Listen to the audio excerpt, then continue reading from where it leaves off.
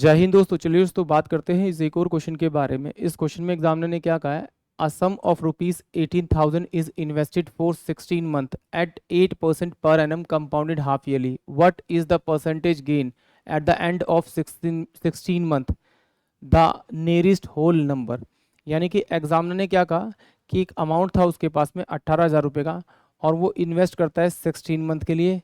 Rate of interest दे रखी है उसने 8% पर एनम दे रखी है, बट वो इंटरेस्ट जो करवाता है, गेन कराता है, वो कंपाउंडेड हाफ ईयरली कराता है। तो what is the percentage gain, कि उसने कितना परसेंट गेन किया। यानी कि वो पूछ रहा है कि अब रेट ऑफ इंटरेस्ट 8% थी तो बढ़कर कितनी हो गई, ये एग्जामिनर पूछ रहा है। या कह सकते हैं कि जो टोटल जो इंटरेस्ट मिला वो कितना, उसको कितना परसेंट है, कितना परसेंट उसको प्रॉफिट मिला, वो पूछ रहा है। तो चलिए आइए देखते हैं इस क्वेश्चन को, एक बार हैंडल करते हैं। इसको करने का तरीका दो तरीके हैं। एक तो आप वही 18,000 का पहले साल दूसरे साल के लिए इंटरेस्ट निकाल दिए, फिर तीसरे साल का इंटरेस्ट निकाल दीजिए 4 मंथ का, फिर उसको टोटल कीजिए अपॉन टोटल इंटरेस्ट अपॉन में 18,000 इंटू में 100 करेंगे तो आपको नया रेट ऑफ इंटरेस्ट मिल जाएगा, या फिर गेनिंग परसेंटेज मिल जाएगा। या फिर आप इसे सक्सेसिव रेट से कर सकते हैं। कैसे, देखिए जरा। सक्सेस रेट क्या कहता है कि अगर ईयरली दे रखा है तो उसको हाफ से डिवाइड कर दो तो वो क्या हो जाएगा, हाफ ईयरली हो जाएगा। यानी कि half yearly rate of interest कितना देखा है, 4% दे रखा है। अब वो कह रहा है कि टोटल 16 मंथ है, तो 16 मंथ में क्या होगा, 6 मंथ को मैं ईयर मानूंगा क्योंकि हाफ ईयरली में मानते थे, तो 6 6 12 और 12 और 4 16। तो यानी कि 4/6, अगर इसे 4 को डिवाइड करूँगा 6 से तो ये हाफ ईयरली का ईयर बन जाएगा। तो अब क्या करेंगे, इसको सोल्व करेंगे। पहले हम लोग क्या निकालेंगे, सक्सेस रेट निकालेंगे। 2 ईयर का पहला प्लस का दूसरा प्लस का पहला इनटू में आपका दूसरा बाय में 100। तो पहला कितना मेरे पास में आपका 4% प्लस का 4% प्लस का 4% इनटू में 4% अपोन में 100, तो ये 8। तो 8.16% तो मेरे पास क्या आ गया, आपका 2 ईयर का आ गया। अब किसका निकालना है, सेकंड और थर्ड ईयर का सक्सेस रेट। तो इसको मुझे 4/100 से मल्टीप्लाई करना पड़ेगा आपका। तो 2 दूनी 4 और 2 तिये 6, यानी कि 8 बाय में कितना हो जाएगा आपका 300, या कह सकता हूं 8 बाय में 3%। तो अब इसका निकालेंगे, सेम यही फॉर्मूला यूज करेंगे।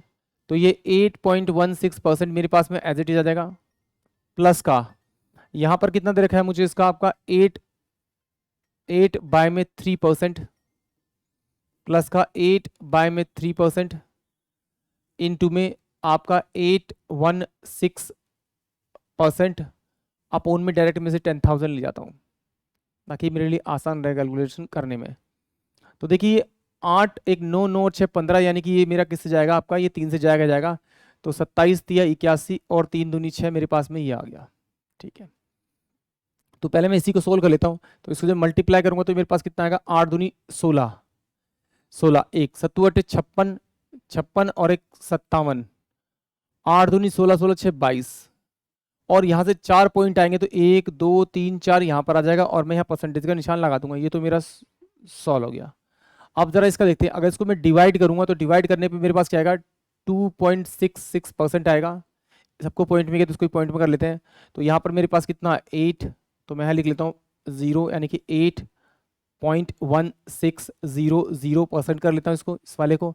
इसका लिख लेता हूँ मैं आपका, यहाँ पर आपका आ जाएगा 2.6600% कर लेता हूँ। इसको ऐड कर लेता हूँ, ये 6 आएगा, ये 7 आएगा, ये 6 6 12 13 14 4 आएगा, कैरी 1 लगा। तो 6 6 और 3 9 9 6 3 9 और 1 10 0 आएगा, ये 9 10 11।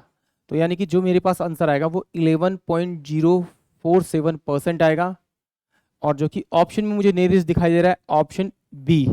अगर यहाँ पर अगर 5 से कम नंबर होता है पॉइंट के बाद में, 5 से कम होता तो मैं उसको इसी को अप्रोक्स में आंसर लेते हैं, और अगर ये 5 होता है या फिर 5 से बड़ा होता तो मैं इसको बढ़ा लेता पॉइंट में, यानी कि यहाँ 11 की जगह 12 आ जाता है।